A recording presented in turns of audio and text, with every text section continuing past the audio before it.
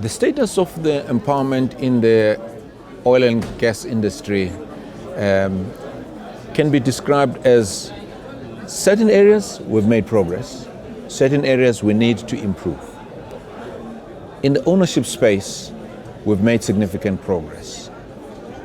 All the major oil companies have done a 25% BEE deal, which was the target of the Liquid Fuels Charter. I can even venture to say that some of them now have fully paid their loans, and the Total and Sasol oil, and some have progressing quite significantly, and I'm confident in the future we will be announcing quite a number of unencumbered deals. So we've made progress there. We didn't meet the deadline in 10 years, but we have made progress. Areas where we need to make significant improvement is on gender and women empowerment. We make sure that we, throughout the management echelons of the oil and gas industry, we've got women representation.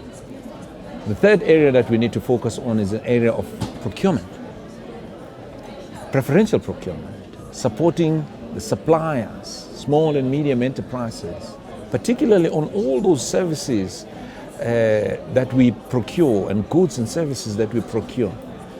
The oil industry procures billions of rands. And in that area, if we can focus on that, we can truly transform this country, and particularly the small and medium enterprises.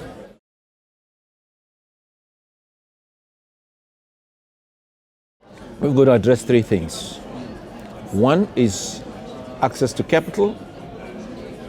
The companies that are small and medium enterprises like AfricOil tend to have challenges when it comes to funding, because this is a highly capital intensive industry. So we need to address that.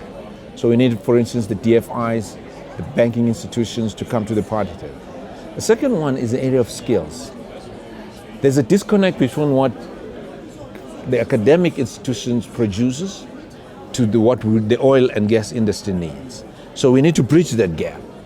As I said earlier on, we are doing a lot of work at Wits Business School to establish what we call Energy Leadership Center that will ensure that we produce MBAs, masters, as well as MAP and diploma and certificate, focusing and majoring in energy. And the third area that I think it's critical that we need to focus on is access to markets. We need to make it easier for the small and medium enterprises. And I think we need to look at less regulation and certainty in regulation, because that's what we need most for particularly investors in this industry.